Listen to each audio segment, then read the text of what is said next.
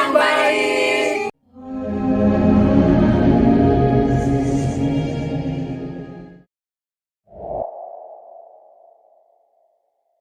Siap. Ya, Tetap semangat ya. terima kasih banyak. Silakan. Belum pas aja. Maaf ya. Maaf ya, tulus ya. Terima kasih.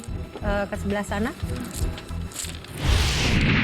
Hari ini aku gagal karena ada benturan energi yang gak bisa aku ceritakan di sini. Mungkin gak etis ya kalau acara nyanyi, kemudian kontes bernyanyi dan aku terbentur nggak bisa nyanyi, nggak all out nyanyinya cuma gara-gara ada energi yang sesuatu yang aneh di tempat aku nyanyi sama sama badanku sendiri, dan itu bukan 1-2 kali sih, ini yang ketiga kalinya aku ngalamin. Untungnya yang pada waktu yang sebelumnya itu off air, jadi nggak terlalu kena. Nah ini yang betul-betul kayak mukul diri banget karena posisinya ya aneh aja gitu loh. Kalau ditanya orang, lu gagal audisi gara-gara apa? Gara-gara lu energi gue benturan sama energi jin, bahasanya begitu. Nah ini yang agak nggak rancu dan orang pasti akan sedikit kurang mempercayai itu dengan kondisi. Biar kalau tiba-tiba dia menang, dia masuk, dia happy-nya luar biasa. Happy banget. Iya. Gitu loh. Benar. Iya tapi tadi Suaranya berlebihan. bagus loh. Tadi yang saya bilang, yang berlebihan tuh di sini ngomongnya berlebihan. Ini Marcel! Di balik kehancuran hati Big Tulus, ternyata para juri sedang merencanakan sesuatu. Kira-kira para juri merencanakan apa ya? Tadi kembaran lo itu kan... Yang mana, Pak? Ada kembaran lo tadi. Oh, yang pakai baju rame bener. Ini. Pasti di situ dia. Ya, Rame banget lagi. sebenarnya dia bagus nyanyinya. Bagus Cuma banget. tadi kita omelin, kita salah-salahin. Kita bikin prank. Kita prank. Nah, tugas. Ternyata Big Tulus lolos ke babak selanjutnya, Sobat Koplo. Luar biasa. Wow. Dan sekarang Marcel sedang bertugas untuk menyiapkan kejutan. Apakah rencana Marcel dan timnya akan berhasil? Aku di pasar Minggu. Oh ya udah berangkat sekarang Mas kalau boleh. Aku nggak suka sama penyanyi dan Karena dia udah diomelin terus. Gue kecewa loh. Dia tuh lo buka, lo lihat. Kontrak apa pas saya kan belum. Lo bisa 6 bulan di sini, lo buka, lo lihat. Nggak asik lo, nggak profesional lo. Pas, udah dibuka. Guys, guys. Gas terus. Set. Big Tulus. Selamat Big Tulus. Kamu berhasil mendapatkan My Koplo. Sudah kamu lolos, guys. Ya. Actingnya bagus sih Bapak. Mantap nih. Beneran tau ini. Mantap Big Tulus. Jadi Ya Allah, pas ada dekat beneran Pak. Ya Allah ini beneran. Kakak ini gimana sih beneran ya? beneran. Makasih doang, nggak bisa ngomong apa-apa lagi, makasih. Mudah-mudahan bisa ngasih yang terbaik lagi, Koplo Superstar, thank you. Amin. Pranknya berhasil. Koplo Superstar, thank you. Mudah-mudahan masih bisa lanjut, bisa bawa Lampung lagi. Intinya Somras Doan buat yang ke depan, mudah-mudahan aku masih bisa terus buat bertahan memberikan yang terbaik. Sampai juara bila perlu. Amin.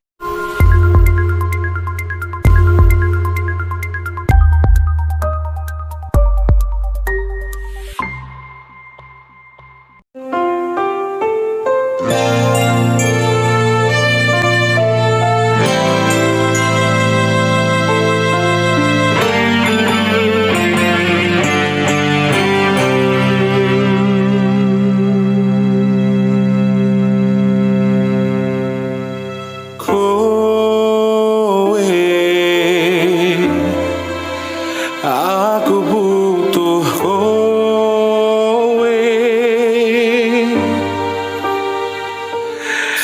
Assalamualaikum warahmatullahi wabarakatuh. Salam sejahtera untuk kita semua dan juga salam jumpa kembali untuk para subscriber Big Tulus Official dimanapun kalian berada ya. Alhamdulillah hari ini ketemu sama Mas Tel lagi di kesempatan hari ini. Ada yang tahu nih suaranya siapa? Tresnoku mung kanggo kowe. Iya, ini adalah single perdananya Mas T. Ini sudah launching 2 tahun yang lalu dan sampai sekarang tidak laku. Ini salah satu single dari Big Tulus. Judulnya Aku Siap, ciptaan dari Mas Toto Anggit, salah satu jawara di ajang pencarian bakat Bintang Pantura 2. Jadi aku sempat bikin single bersama beliau pada sekitar 2 tahun yang lalu lah kurang lebih ya. Dan sampai detik ini lagu ini sangat tidak dikenali. Mudah-mudahan setelah video ini tayang jadi banyak yang tertarik terus nonton video laguku ya. Jangan di skip iklannya ya guys. Thank you.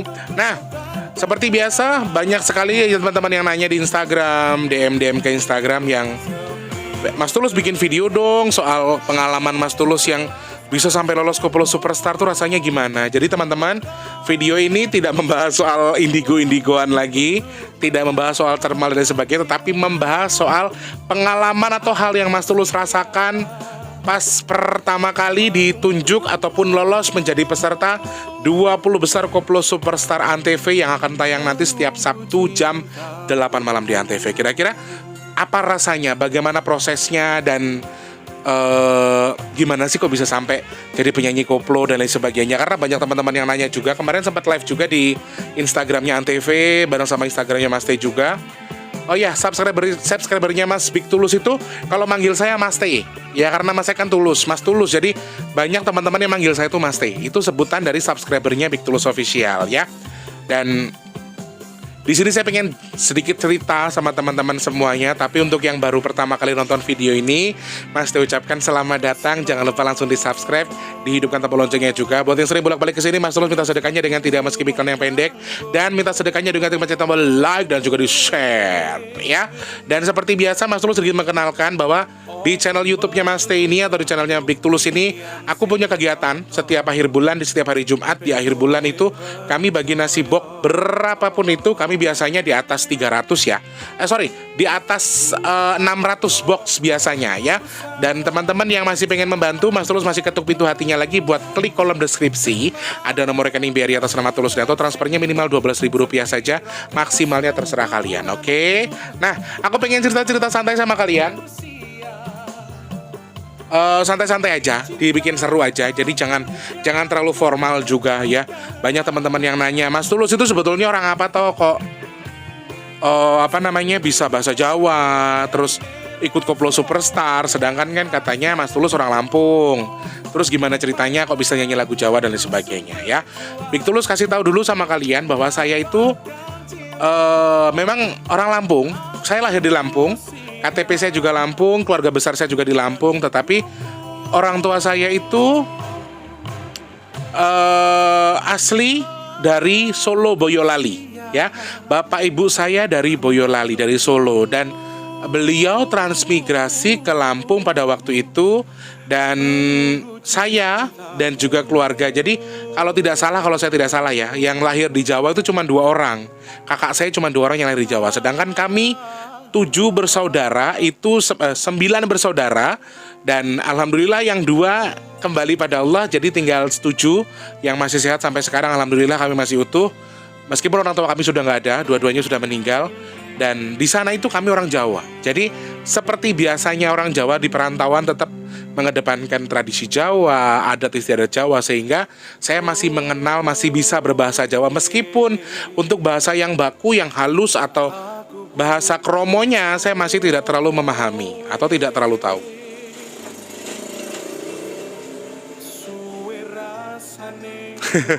Maaf ya teman-teman, jadi aku itu juga belum punya studio sendiri. Ini bukan studio sih, aku bilang studio mini yang memang ya aku ngontrak di salah satu tempat di Pasar Minggu di Jati Padang. Terus tempatnya itu ya cuma kontrakan kecil. Di depan kontrakan aku tuh pintunya langsung kebuka dan itu memang jalan yang biasa dilewatin sama warga. Jadi ya kayak gitu, suka tiba-tiba ada yang lewat, ntar ada ondel-ondel, ntar ada tukang jualan ya. Dan itu real, di video-video Mas Tulus selalu ada yang kayak gitu. Jadi ya sesuai dengan yang mereka yang lewat. Dan ini video tidak diedit sama sekali, memang adanya seperti ini. Karena saya termasuk ya bisa dibilang konten kreator yang gak bisa ngedit itu cuma saya doang sih. Yang lain pada pinter ngedit ya. Nah, sedikit cerita kenapa saya bisa bahasa Jawa, yaitu karena ya saya keturunan Jawa asli. Saya keturunan orang Jawa, kemudian Orang tua saya juga sering banget muter lagu-lagu Jawa. Dan kebetulan sebetulnya orang tua saya itu dua-duanya seniman Jawa.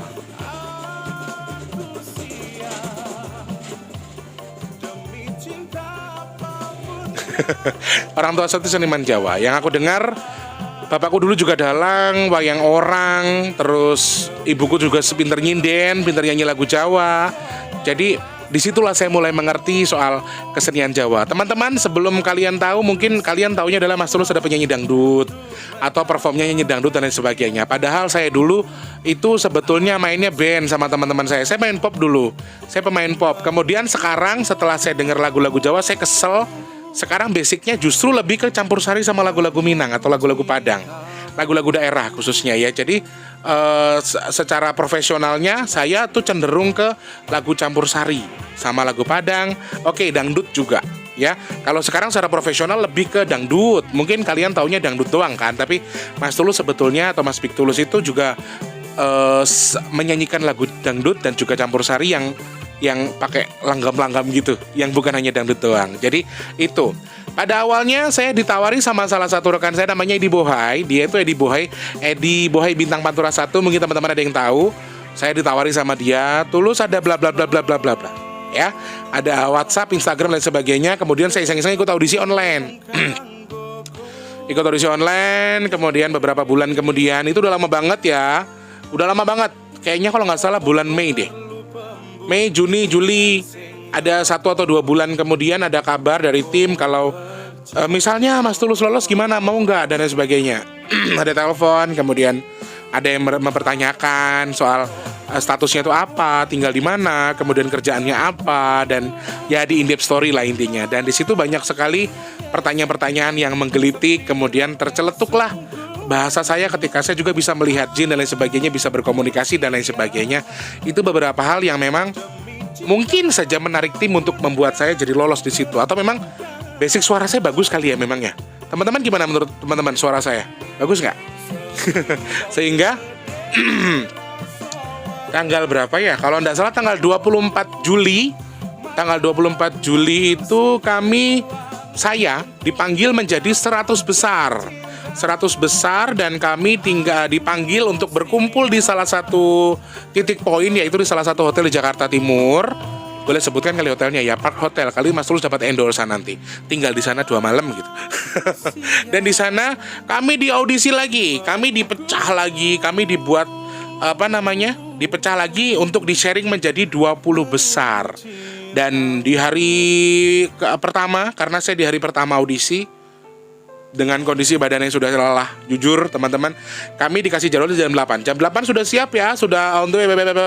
Kami sudah sarapan, sudah pergi ke studio untuk diaudisi ulang atau di-sharing lagi, maksudnya audisi terbuka, ketemu sama judges-judges ya, Mbak Yet Bustami, Pasha sama Pasha Ungu, sama Kak Denada, Kak Pasha, dan juga Kak Thomas Jorgi pada waktu itu.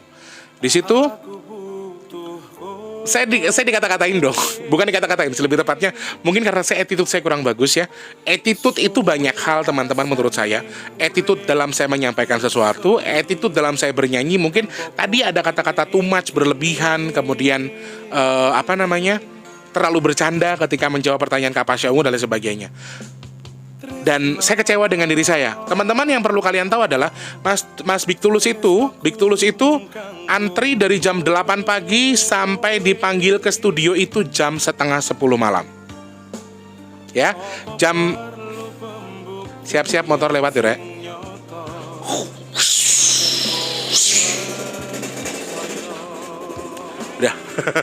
Udah lewat, biarin. Nah, rasanya memang mungkin teman-teman akan bilang itu settingan kali ya, karena banyak TV-TV lain yang seperti itu. Jadi rasanya sudah lelah. Tim bukan tidak menyediakan aqua dan juga makanan.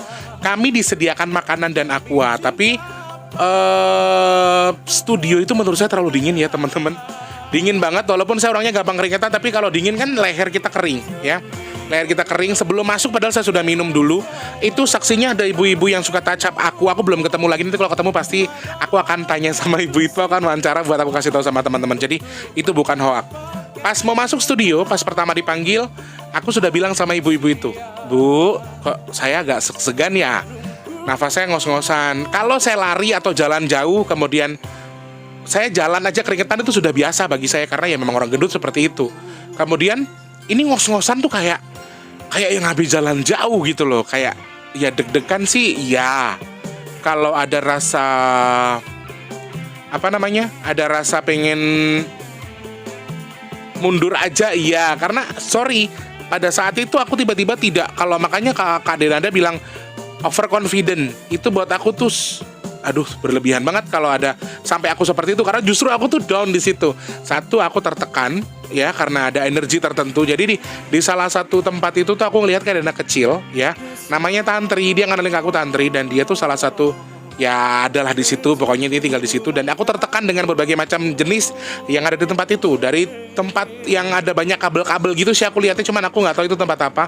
Di situ tuh ada kayak sosok yang ngedorong aku, terus si Tantri ini ngedeket ke Kak Denada. Di situ aku lebih kayak aduh apaan ini gitu ya, terus kayak tertekan dengan energinya. Kemudian aku lihat kayak Tantri itu deket ke Kak Denada, dan aku kayak lebih kayak ya secara nggak langsung refleks aku kayak ya gimana sih teman-teman, mungkin teman-teman nggak tahu bahwa kita tuh ketika mengeluarkan energi untuk melihat sesuatu, itu juga bukan sesuatu yang mudah ya. Itu sesuatu hal yang memang biasa mengeluarkan energi tubuh kita sendiri, dan itu membuat kita lebih ngos-ngosan daripada sebelumnya. Dan itu nyata, itu real, demi Allah saya tidak buat-buat. Maksudnya teman-teman mungkin bilang ini settingan TV, ya memang itu kenyataannya seperti itu. Tertekan, kemudian suaraku terlalu tumas, dan memang ternyata tim sudah mempersiapkan pranknya di situ. Aku dikomentarin nggak enak, intinya nggak enak. Terus kata Kak Iyet yang lebih menyakitkan lagi tuh, Kak Iyet bilang, buat saya sih suaranya biasa aja ya gitu. Astagfirullahaladzim, sampai segitunya gitu loh. Berarti saya betul-betul nggak maksimal gitu. Aku ndak nyalahin Kak Iyet, ndak. Mungkin ya seperti yang aku bilang tadi, aku nggak maksimal karena banyak hal yang memprovokasi diriku sendiri dalam kata tanda kutip ya. Banyak hal yang membuat aku menjadi seperti itu. Mungkin itu sih menurut aku ya. Dan pada dasarnya ya memang ada prank tadi. Kemudian aku pulang karena besoknya aku ada kerjaan, aku ngamen. Aku malamnya langsung pulang dan nggak ada rasa curiga apapun ya. Yang ada cuman aku kecewa sih. Ya kecewa. Terus karena capek kali ya. Dari jam 8 pagi sampai jam setengah 10 malam, dan aku langsung pulang. Dan kebetulan temanku tuh ada yang buka kayak sambal setan yang di dekat tempat itu, dekat hotelku. Dan aku mampir dulu ke situ buat ngelepas lelah lah istilahnya. Makan dulu di situ karena ya bete, jenuh segala macem. Karena kan aku selama itu aku biasanya kan merokok ya, dan aku selama audisi itu aku nggak ngerokok, saking aku ngejaga suaraku, saking aku ngejaga diriku sendiri. Aku nggak makan yang aneh-aneh, yang makanan yang ada minyak-minyaknya pun aku nggak makan. Aku minum air putih aja. Ternyata tetap dengan hasil yang seperti itu. Jadi aku jengkel sama diriku sendiri gitu loh. Ternyata guys, aku di prank ya. Tanggal 25 aku pulang, 26 aku ngamen, 27-nya Kak Regina, salah satu tim dari tim LO dari Rans Entertainment itu ngabarin, Tulus tanggal 27 malam nganggur nggak, kata dia gitu. Nganggur kakak, mau apa ya, aku ada teman mau acara nih di kafe, Ian Cafe kalau nggak salah ya. Terus di sana nanti nyanyi lagu ini ada. Aku bilang, kakak nggak bisa lagu barat, nggak bisa lagu. Iya lagu koplo kok, aman gitu. Dan sudah di skenario ternyata. Akhirnya ya itu tadi seperti yang kalian tonton. Marcel ternyata telepon mengaku sebagai pemilik dari kafe itu. Dan oh my god, harus bawa baju 3, harus ganti baju. Itu banyak yang nggak ditayangkan ya teman-teman. Mungkin kalian nggak tahu. Saya harus ganti baju 3 kali setiap perform dan lain sebagainya. Terus lagunya harus lagu ini, nggak bisa lagu itu. Saya nggak suka telat. Padahal saya udah nyampe duluan. Saya harus duduk di depan. Saya duduk di depan minimarket yang memang saya nungguin Kak Regina ngabarin. Karena saya nggak berani masuk ya, karena nggak ada koordinator masuk gitu loh. Dan di situ ternyata aku dikerjain sampai habis-habisan. Jujur, apakah punya feeling, apakah ada rasa ketika kamu tahu atau kamu akan dikerjain atau apa? Jujur saya punya, karena teman halusku tuh bilang kalau ini bukan pekerjaan kamu. Kamu akan mengerjakan sesuatu yang tidak sesuai dengan pekerjaan kamu. Meskipun tidak detail apa yang dia sampaikan, aku ngerasa kayak ya sih ada yang aneh gitu loh. Karena aku ngerasa anehnya adalah ketika ada telepon dari yang mengaku yang pemilik dari kedai kopi ini, ternyata dia adalah salah satu kreatif yang aku simpen WhatsApp-nya. kebetulan. Jadi aduh ini ada apa sih sebenarnya, sempat prasangka yang ya udahlah, karena jujur pada waktu itu saya butuh uang juga, karena itu kan di akhir bulan ya, tanggal 27. Di akhir bulan saya mau bayar sesuatu, dan ya udahlah bismillah aja. Dan memang nggak ngomongin budget harus bayar berapa ini berapa gitu, nggak, jujur aku nggak ngomongin budget sama Kak Regina. Pikir aku ya ini perdana karena aku ikut Rans, dikasih job sama orang Rans ya mereka biar nilai sendirilah harganya berapa, dari Jakarta taksi udah berapa gitu-gitu. Waktu itu pun aku naik taksi ya guys, dan ya itu akhirnya dapat, ternyata di prank dan kamu lolos dan lain sebagainya ya. Nyangka atau tidak sama sekali enggak, karena skenarionya tuh enggak ketahuan sama sekali. Tim itu juga ya pinter banget ya, mereka orang TV ya, mereka lebih jago buat nyari timing dan sedih, seneng, bahagia jadi satu. Tapi ini jadi beban yang luar biasa buat saya karena saya orangnya gampang keringetan, teman-teman. Saya gampang basah badan saya. Dengan kondisi baju kostum, saya tidak banyak memiliki kostum-kostum yang nyerah-nyerah, dan itu satu beban buat saya. Dan saya harus memberikan yang terbaik juga. Saya juga harus memberikan bukti kepada kalian-kalian bahwa ya memang saya layak untuk ada di Koplo Superstar gitu loh. Dan 20 besar mewakili Lampung itu bukan sesuatu yang mudah ya. Dan jujur di sini saya bikin video ini buat edukasi buat teman-teman bahwa ya nggak ada waktunya kok buat kalian itu berhenti bermimpi. Mimpi aja terus dengan usia berapapun kalian, karena Koplo Superstar tidak membatasi usia. Ada beberapa kontes pencarian bakat yang memang membatasi usianya sampai di 25 tahun saja. Tidak semua memang, tapi Koplo Superstar itu mencakup beberapa orang sampai di usia 50 tahun ke atas ya teman-teman. Jadi buat kalian yang mungkin berumur dan merasa kayak nggak pantas ikut audisi di ajang Koplo Superstar, itu sangat pantas banget kalian buat ikut. No, bukan karena saya masuk, bukan karena saya tidak dibayar apa-apa. Saya belum mendapatkan budget apapun dari Koplo Superstar, dari Rans juga belum mendapatkan apapun. Tapi di sini saya harus bilang apa adanya, kalau kalian yang memang usianya sudah, ya maaf dalam tanda kutip, sudah dewasa atau sudah di atas rata-rata, yang menurut kalian tidak produktif seperti saya awalnya ngerasa gue nggak produktif lah, gue udah tua, mendingan gue udah nge-MC nyanyi aja udah, ngumpulin duit buat hidup, pengen punya rumah ya kan, pengen punya tempat yang lebih layak lagi. Di sini banjir guys, tempatnya Mas itu banjir, dan banyak hal yang memang bikin saya kayak yang oh ya lu harus bisa sih. Ternyata bener Allah kasih rezeki di sini. Saya so mas go on aja dengan apa yang terjadi. Saya sendiri juga butuh uang banyak sekarang untuk bikin kostum dan lain sebagainya, karena yes, TV selalu menyediakan kostum, wardrobe dan lain sebagainya, tapi postur tubuh saya memaksa saya untuk harus lebih ready, harus lebih prepare maksudnya. Jadi di sini ada beban lain yang saya rasakan. Mudah-mudahan ini satu hal yang bisa saya ukur suatu ketika nanti dan menjadi tolak ukur bagi saya untuk lebih waspada, lebih hati-hati, lebih semangat lagi. Dan aku berharap semangat yang aku berikan hari ini buat kalian jangan patah semangat. Buat siapapun harus tetap semangat dalam mengarungi karirnya. Mau jadi siapapun kamu tetap semangat, jangan ngeluh, semangat saja. Ya so mas go on tadi seperti yang aku bilang, dan lakukan yang terbaik. Jadi kalau misalnya apapun yang terjadi nanti mau tampil pertama gagal sekalipun ya yang penting kamu udah nyoba sih. Buat aku gitu. Kalau aku mendingan kalah tapi berperang daripada aku menang enggak, kalah enggak tapi aku nggak berperang. Jadi ada pengalaman yang nggak bisa kita beli dengan apapun. Gitu ya teman-teman ya. Terima kasih, sharing hari ini sudah selesai. Mas Tulus berharap ada manfaat yang kalian dapatkan dari apa yang Mas Tulus sharing hari ini. Big Tulus sharing bukan untuk memamerkan, menyombongkan, tidak, tapi sama-sama kita belajar bahwa ya inilah yang saya rasakan ketika saya terpilih menjadi 20 besar Koplo Superstar. Mohon dukungannya, doanya juga nanti di September 2022 ya. Di awal September tanggal 9 September insyaallah kita sudah mulai on air di TV dan secara live insyaallah ya. Setiap Sabtu jam 8 malam hanya di Antv. Koplo Superstar, semua akan koplo pada waktunya. Terima kasih. Selamat pagi, siang, sore, dan juga malam. Sampai jumpa. Wassalamualaikum warahmatullahi wabarakatuh. Dadah orang baik.